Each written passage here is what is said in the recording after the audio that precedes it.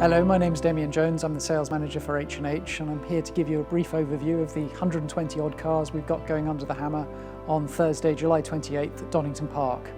The Motorcars and registration plates will start at 1 o'clock in the afternoon, and as a generalist sale there's a great mixture of affordable classics, starter classics, emerging classics, as well as some more established bona fide classics, and some nice dovetails. So you have things like the Lotus Elans, we have a more modern 90s M100, a Lotus Elan SE Turbo, one of those cars designed by Peter Stevens, which were amongst the greatest front-wheel drive cars of their generation.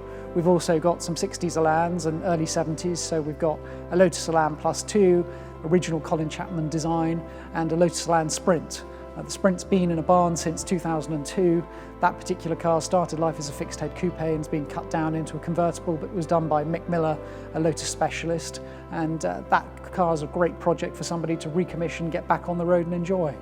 Some other contrasting cars, we've got 3 Jaguar Mark 1s in the sale, 2 road-going cars, a 2.4 litre that's still got its original registration number, matching numbers car in British Racing Green, a 3.4 litre car that's being driven over from France and offered for sale at no reserve, so that's bound to cause interest, and a very vivid blue Mark 1 that was converted into a racer by Jim Lowry of the Jaguar Drivers Club. He was also an FIA official, was subsequently modified by more custodians. It's running Cadbury's Boost livery and the opposite extreme.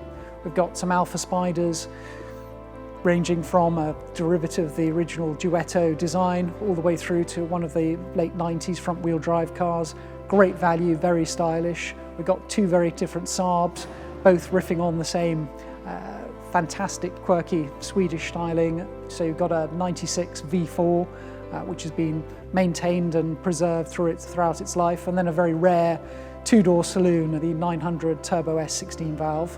So those two, both rarities, one for survival rate and the other one because they didn't build that many of the 2-door saloons. We've got some wonderful Mercedes-Benz, we've got a big selection of cars, we've got some SL Roadsters, 107 series and 129 series.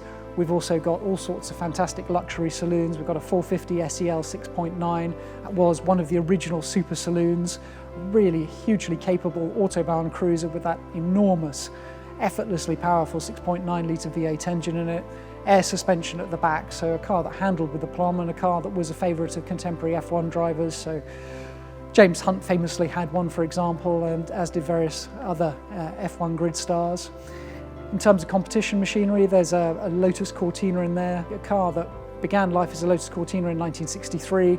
Like a lot of them, it's been raced and rallied, it's been reshelled a couple of times in its life. Yes, it's lost its original twin-can engine, it's now got a Pinto in there, but in terms of the guide price, 15 to 20,000, that's probably the most affordable entry to a Lotus Cortina in today's market. It's still got its original registration number on it, 123 WHO, so great bit of fun.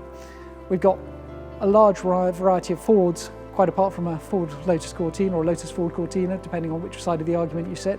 So we've got various Capris, we've got a very, very nice Mark 1 1600 that's been extremely well preserved. 2 2.8i's, both with some nice history behind them. We've got the Broadspeed Bullet Turbo Capri.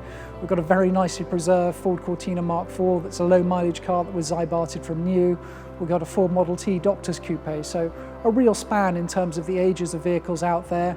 We've got cars that have spent a lot of their life in other climes. So there's a Daimler V8 250 that was originally supplied new to Australia, has a known ownership history from new, was brought back by a previous owner's family in the early 90s, and it's a car that's been known to the vendor for the last 10 or 15 years, and he's owned it for the last 5, and that really has benefited from its time spent in such an arid, dry climate. So there's a lovely cross-section of vehicles there, hopefully something for everybody's pocket. It'd be lovely to see you if you are free on Thursday the 28th. Thank you very much.